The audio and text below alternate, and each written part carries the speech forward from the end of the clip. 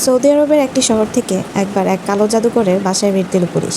বাইরে থেকে দেখলে মনে হবে এলাকার আর 10টা সাধারণ বাসার মতোই যেন এই বাসা, কিন্তু দরজা খোলার সাথে সাথেই বোঝা যাবে এই বাসায় স্বাভাবিক বলে কিছুই নেই। ভেতরে ঢুকতেই পুলিশের গা গুলিয়ে বমি আসতে লাগলো ভয়ঙ্কর দুর্গন্ধে। পুরো বাসাটা যেন একটা আবর্জনা খানা। তান্ত্রিক টাইপের হাবিজাবি জিনিস দিয়ে বাসাটা ভর্তি। তাবিজ, কবজ, দড়ি, বোতল, মরা প্রাণীর মৃতদেহের অংশবিশেষ, পায়খানার রক্ত, এগুলো জায়গায় জায়গায় ছড়িয়ে আছে। এই বাসায় কোনো সুস্থ মস্তিষ্কের মানুষ থাকতে পারে? পুলিশ এই কালো জাদুকর মহিলাকে গ্রেফতার করলো এবং তার বাসা থেকে বাজেয়াপ্ত করা জিনিসগুলোর উপর ইনভেস্টিগেশন শুরু করলো। কালো জাদুর সাহায্যে এই মহিলা অনেক মানুষের ক্ষতি করেছে। প্রেগন্যান্সি নষ্ট করা, স্বামী স্ত্রীর বিচ্ছেদ থেকে শুরু করে কারো মৃত্যু, কোনো কিছুই বাদ নেই। ইনভেস্টিগেশন করার সময় পুলিশ অদ্ভুত একটা জিনিস আবিষ্কার করলো।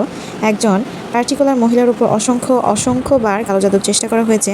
বিভিন্ন বোতলের ভেতরে কাগজের উপর তার নাম লেখা, তার ছবির উপর বিভিন্ন রকমের আঁকিবুকি করা। এতবার এই এক মহিলার নাম লেখা উপকরণ খুঁজে পেয়েছে যে বাধ্য হয়ে পুলিশ কালো জাদুকরকে জিজ্ঞাসা করে কেন এতগুলো উপকরণ একজন মহিলার নাম লেখা।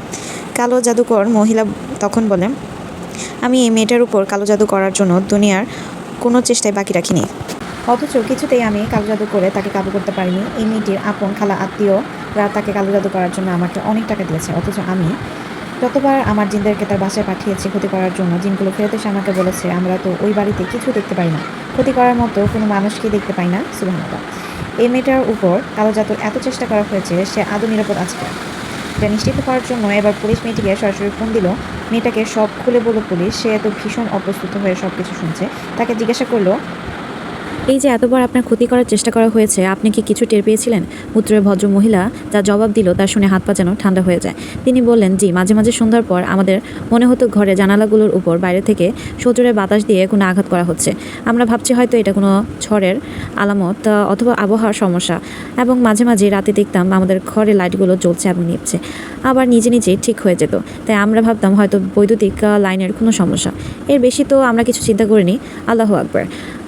সকল প্রশংসা আল্লাহর, যিনি আমাদেরকে রক্ষা করেছেন। তখন পুলিশ অফিসার কৌতূহলী হয়ে তাকে জিজ্ঞাসা করলেন, আচ্ছা বোন, আপনি যদি কিছু মনে না করেন আমাদেরকে একটু বলবেন আপনি কি কি আমল করেন অথবা দোয়া করেন যেটার বদৌলতে আল্লাহ রাব্বুল আলামিন আপনাকে এত বড় ক্ষতি থেকে হেফাজত করেছেন? কালো জাদুকরের সর্বোচ্চ প্রচেষ্টা বিনিময়ে আল্লাহ আপনাকে সর্বোচ্চ সুরক্ষা দিয়েছেন। ভদ্রমহিলার উত্তরটা অন্তর নাড়া দেওয়ার মতো রিমাইন্ডার। তিনি যখন শেয়ার করলেন যে সে কখনো সকাল এবং সন্ধ্যার জিকির আজকারগুলো বাদ দেন না, অর্থাৎ আয়াতুল কুরসি, সূরা ফালাক, নাস, ইখলাস থেকে শুরু করে মাসনুন দোয়ার আমলগুলো সকালে একবার এবং সন্ধ্যা একবার, তার কখনো এটা মিস যায় না। আলহামদুলিল্লাহ। সেই সাথে তিনি সূরা বাকারা সহ পাঠ করতেন, কোরআনের সাথে পর্যাপ্ত সময় কাটাতেন এবং আরও কিছু বিশুদ্ধ সুন্নি দোয়ার লিস্ট তিনি পুলিশ অফিসারকে দেন। কি ভয়াবহ ঘটনা, তাই না?